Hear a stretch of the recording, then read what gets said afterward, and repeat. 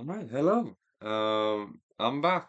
I've had I just haven't really been that on for creating a video, but I realized that I did kind of promise a video at least going through some of the games during the Calling Lyon weekend. And like, I know this is late, but I was thinking of at least going through the Florian game versus Azalea that was on stream right now.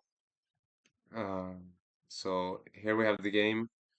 They're just starting. You have Paul Miranda versus Jacob Nowitzki. We previously alluded to our first Obviously, look at going to look at the Florian Florian. Rockwood Harbinger. We're gonna be muting the casters. I'm not gonna be casting the game. I'm gonna be trying to go through and see if I was do anything differently and stuff.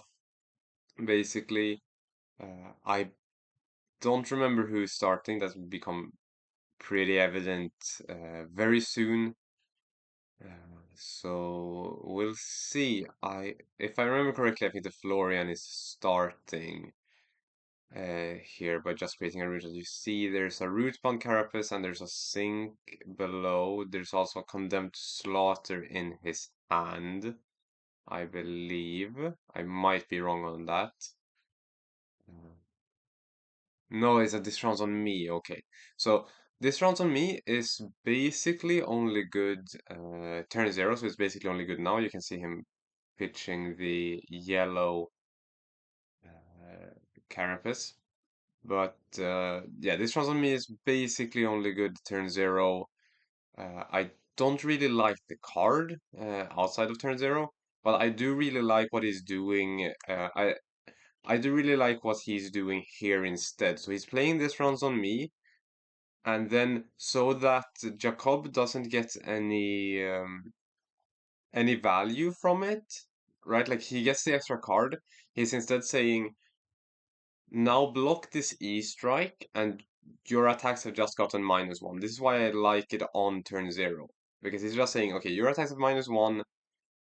This E strike is coming in for seven, for seven, right? It Wait, no, it's going in for go again.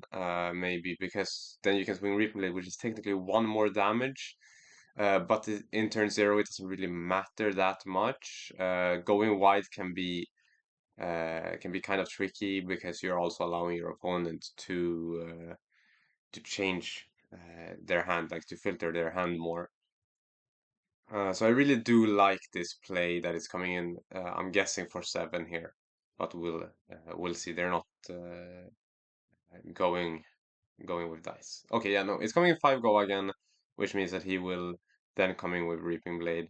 This can also be pretty good into Azalea because it's a good chance she leaks some damage.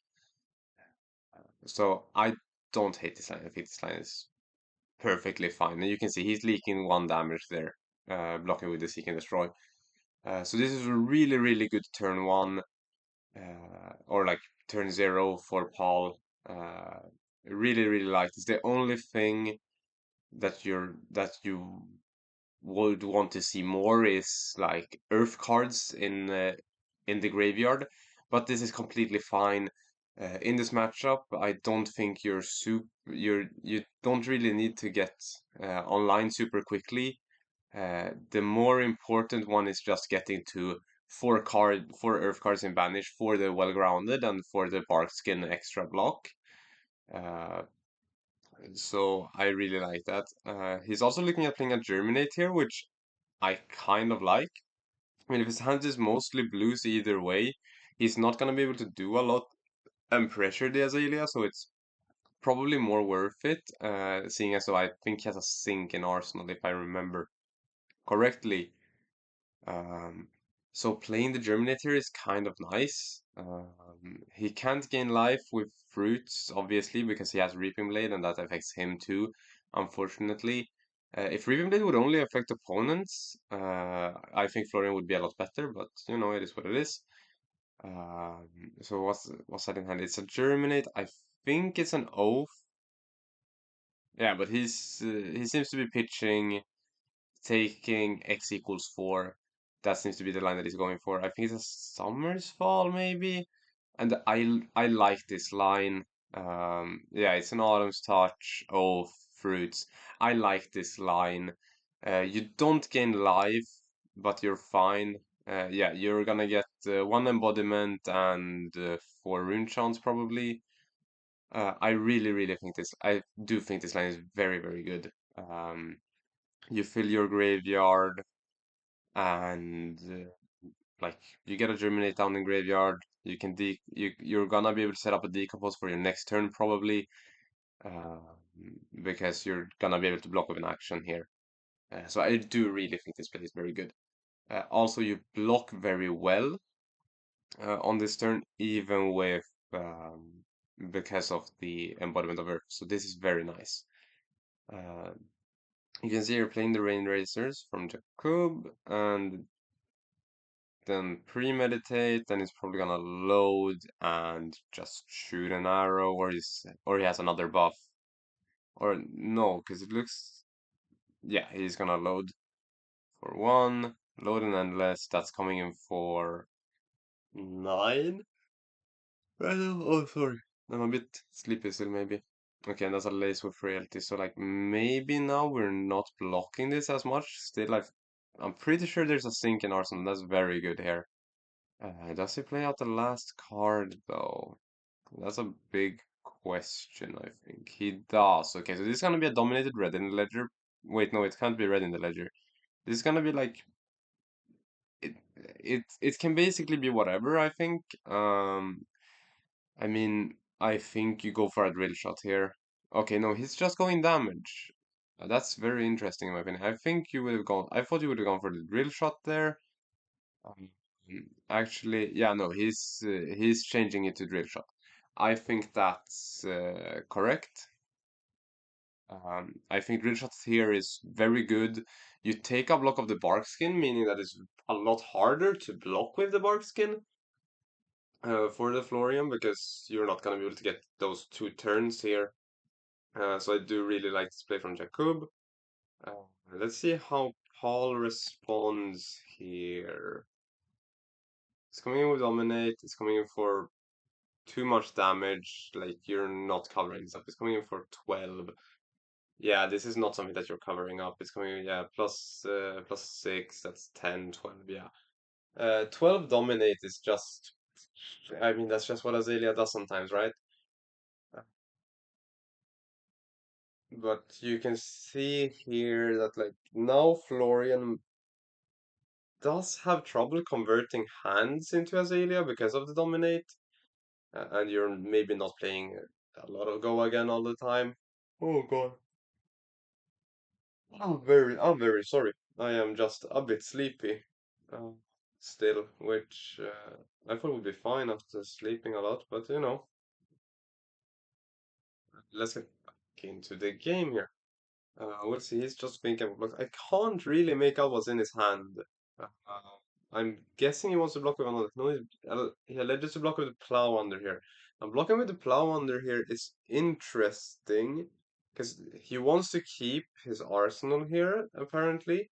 And then instead of bottoming the arsenal, maybe he doesn't have more earth cards in his hand. That might be it as well. It's a very real possibility that you can run into when playing Florian. Is like that's what it is. Bramble Spark. Oh, okay, had another plow under. Bramble Spark fused into Plounder. This is amazing. So he's coming in for 9 in total, and he's gonna be able to bottom the Arsenal. But that's coming afterwards.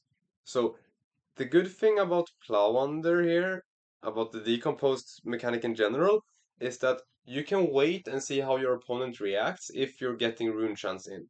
This is very crucial and something that you do really need to pay attention to, especially when you're playing in like a PQ or in any bigger event of any kind, is that the rune chants come first. Same thing with Malefic Incantation. Malefic Incantation goes on the stack before, and then you're gonna be able to decompose. It's very important that that's the way it happens because, for example, If you're gonna Summersfall your Malefic, they need to be on two counters, not one, because if you're on one, they're gonna die to the attack, unless you have a go again attack, of course, because they only trigger on the first one. But with Plow Under and Felling, it's amazing, right? Because Plow Under you're not going to want to use every single time, because, well, your Azalea has something in the arsenal. Now the Plow Under doesn't do a lot because of the knock, obviously, but which is it is what it is, and you can say he is alleging to not even do anything into it, right? Like he's even alleging not to decompose because he wants to keep his arsenal card. He's evaluating his arsenal card as more important, which I like here. I think that's the correct play. I think you don't need to be that eager to decompose. I think what Paul is doing is staying composed, and but he's staying very calm, and he's just taking it as it's coming. He's trying to just live through the turns and then hit him with disruption when it's right. He's not just playing disruption to play disruption, uh, which I think is very good because I think he realizes that my card in Arsenal is worth more even if you can dominate, and that's a very cool play. But I think we shall see the knock. Will this be a red in letter? Yes, it will. The fact that knock is a 4 is so weird. And then you have really now this surprises me because they already have an arsenal. And so what I would have done here if I was the Azalea, now I know I'm talking gonna be want to talk about Florian here, but if I was Azalea here, I would just play the red in the ledger of the tunic and then arsenal the codex and just be happy about that because there's no way. Because then I can just gain tempo next turn because I have snaps and because I have snap. Oh wait, no, you don't want to arsenal the codex. That's true. That's why he's doing this because he doesn't want to arsenal the codex. Yeah, okay, yeah, no, actually, never mind. I didn't say anything. Never mind. I'm just not smart there. So yeah, Paul can probably cover this up if you have a root bound and a D-react in Arsenal. You've covered this up successfully. Uh, yeah, it was a sync. I was correct in that. So it was a sync below, and then you're drawing. Do you have a root bound here? Because yes, you do. It's a red one. We're gonna get the first decompose. We're gonna cleanly block this red in the ledger. Yeah, this is just very good. And then it's gonna take the germinate and then an action. Yep. So for the first decompose, what you will see most Florians do is they'll take two cards. Unless your graveyard is like full, or possibly against Prism, you should take three cards at first. But it doesn't really matter. So you should take two cards at first because the math is 2-3-3 or 2-2-2-2. So like either you have four instances of two Earth cards decomposed, or you have one instance of two and two instances of three. So when you have two instances of three, what you're doing is um, you're enabling yourself to go faster, basically. Electing two Warmongers here. I love the Warmongers play here. Like E-Strike for 5 into Warmongers. It seems like a very good play here to me. Um, Warmongers is just such a killer versus Azalea, so that's really good. Because Azalea will probably have to choose War, and then you've just lost tempo on it. Even though you don't have an arsenal here. Because, again, the important thing here is that now Paul is also getting tempo back in his favor, basically, because you're like, uh, did Azalea just choose war and just pass? Because here Paul probably chose war and now he's looking, seeing if he can decompose. He can, I believe.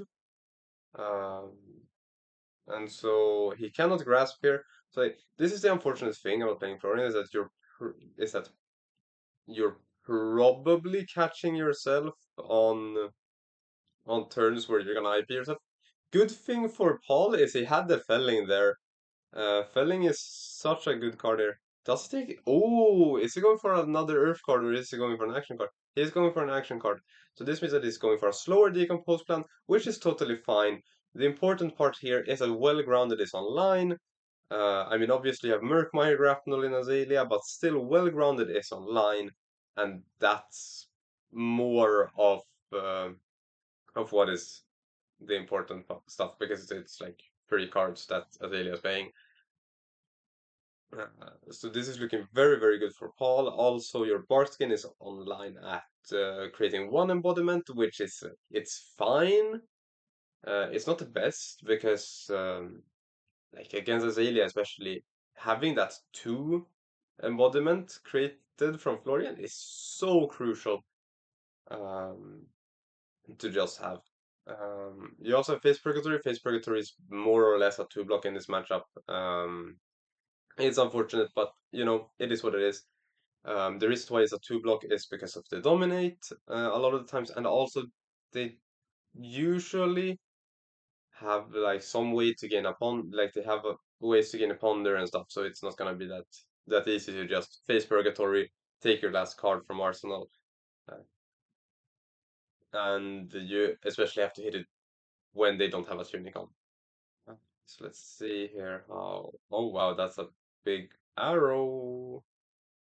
That's 14. You see, this is kind of the reality of this matchup is that even though the life totals are so far apart, an attack just comes in and says, respect it.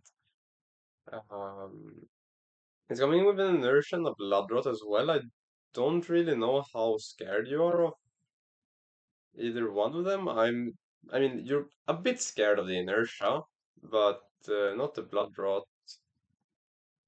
I don't think you're healthy enough that the blood rot doesn't do a lot.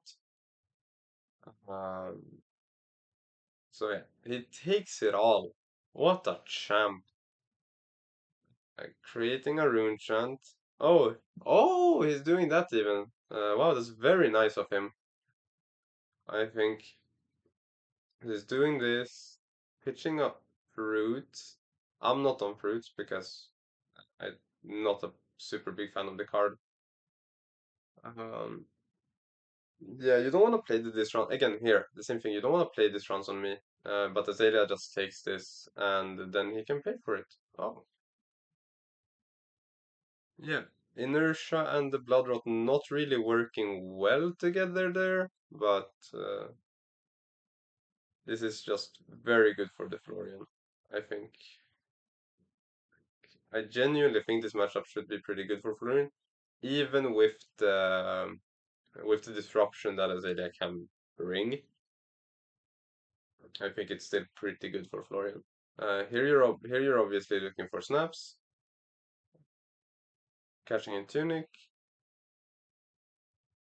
and release attention. Is that 2 release attention? So I mean, here we're probably looking for snap because we are playing codex here.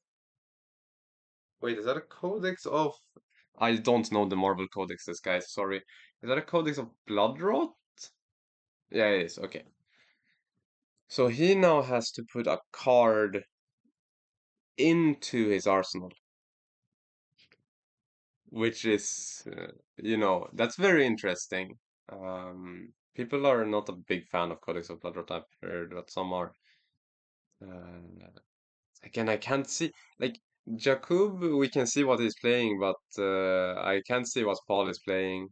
Oh wow, that's triple release attention into drill shot.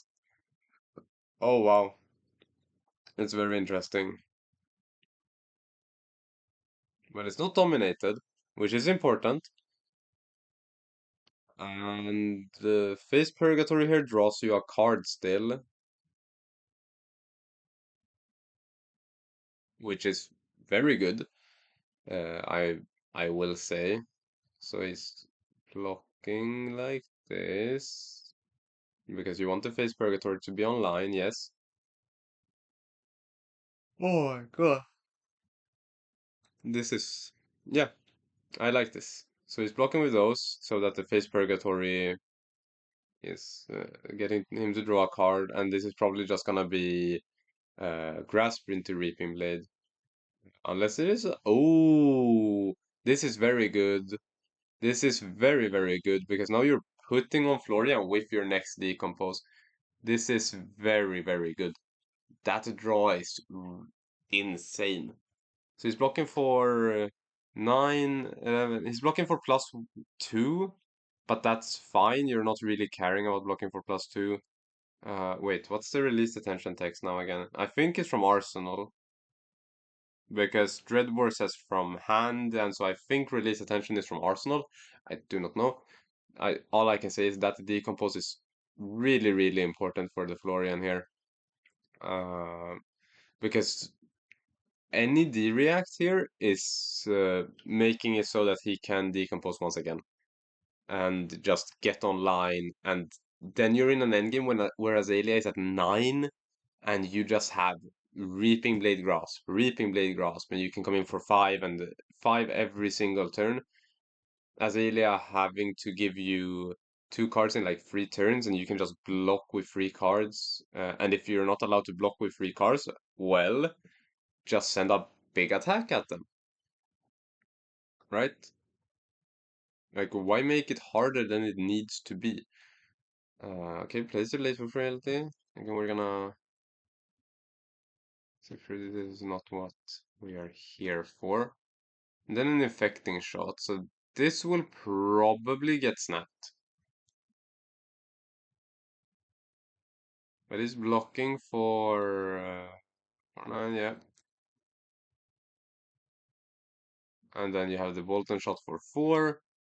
You're gonna take 4. Ooh, do you take the fatigue shot here maybe?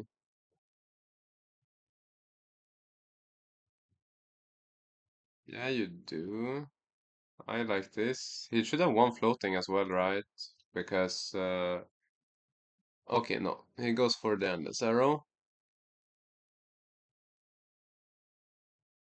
I think he misrepresented against it. I think he should have had 1 floating.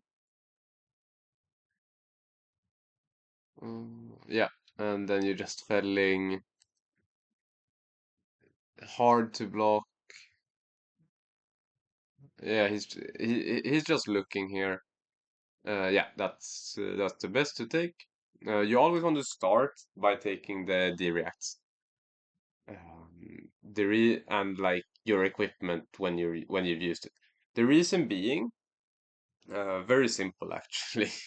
It's not that it's honestly not that deep. It's just that when you're taking your D-reacts and stuff, those are not cards that you could potentially bring back. Say if you're playing like a So Tomorrow, with So Tomorrow you can take back a Felling, you can take back a Plow Under. New cards, people don't know how they work yet. People assume it's a discard. If it would have been a discard, that's insane, actually. Like, you have to discard a card yourself, and your opponent has to discard a card. Yeah, wow, that would be insane. And it takes 5 here. So Azalea can come in for a lot still. A lot of damage in the deck left. We've seen, what, 2 Fellings, I believe? So there's 1 Felling left. You can still decompose. You have 2 decomposers online. And you're like, what? But he only has 3 cards. How does he do it? Well, the reason being that when you play your next decompose card, uh, you're gonna get it into your graveyard afterwards. So now, because you're at 8, you're always just gonna decompose 2 Earth cards, because why would you ever want to decompose 3 Earth cards? You have nothing that says that helps you. right now. So is that a Codex of Frailty, I believe, a Fatigue Shot, and read the Glide Path, I think. No, it was, yeah. So that's coming for 8, halving the base. Now, this doesn't do a lot. Like, legitimately, this doesn't do us a lot into Florian because it halves the base, uh, which for felling and plow under is like, okay, I am now attacking for 6, and plow under is still attacking for 5. So it's very interesting that it actually doesn't do a lot. But I think this feels like you could also just give bark skin and bark skin plus card and just not take the on hit. Uh, but yeah, no, he ends up taking 5. That's a bit dangerous into Azalea, but you are in a very good position here that you can still do this. So this is coming in for 5 because of the fatigue shot. Since it's 6 and then it gets halved. Yeah. So we are gonna decompose. We're gonna get another earth card back down. That's coming in for 5, which like you still demand a card from the Azalea here, uh, which is very important, I think. Like you're either forcing a card here or you're forcing double equipment block, which is not where you want to be as Azalea. Taking 3 here is dangerous. Very dangerous because now you're saying I have to win next turn. Basically what you're saying. Okay, Codex of Frailty. Taking fatigue shot. Wait. Oh my god. He flipped into a random fatigue shot. No, he flipped into a oh my god. That's wow, that's a good flip. At least it wasn't blind. If that's a blind flip, I'm mad. Right? Like if someone blind flips that in this situation, I'm getting mad and then I'm looking at my cards again, realizing I have Florian online, I can block full equipment, not take any damage, and just send it here, right? Because one, so Barskin is one, uh, first of all. That's one. And then you have +3, Barskin trigger, +2, so that's 6, 7 with the grasp, and then you just pop well grounded, that's 9. So you're blocking 9 entirely.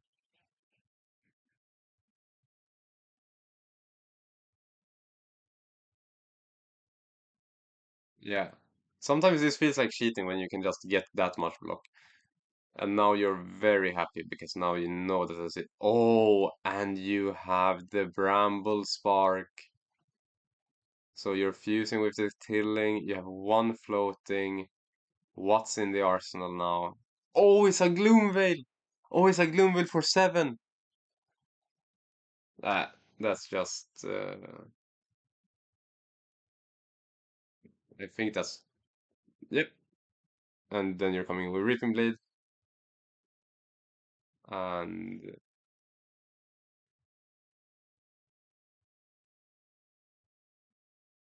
Yeah.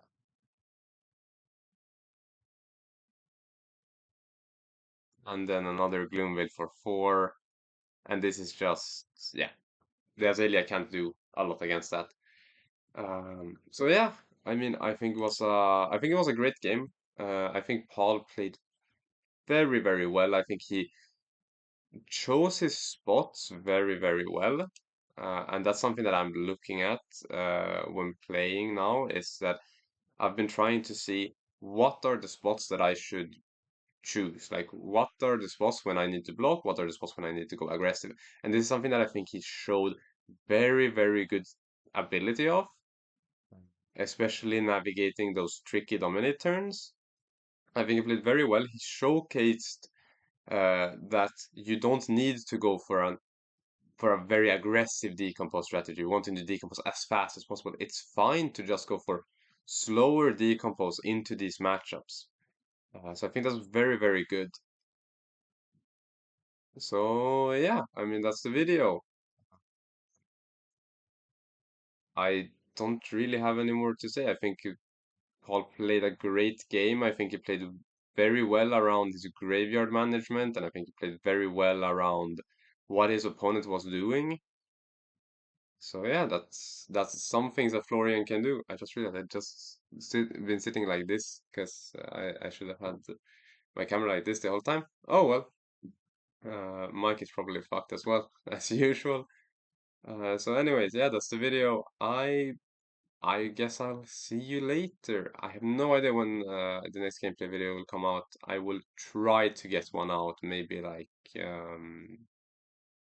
next week. I don't know. Or maybe not next week actually. Maybe in 2 weeks because my pro quest is in 2 weeks. So there's a pro quest here in 2 weeks that I'm playing in. Hopefully it will go well. I really want to go to London. Uh, I have high hopes, but you know, they're never too high. So, anyways, yeah, uh, stay on top of your game, just play well, and see ya.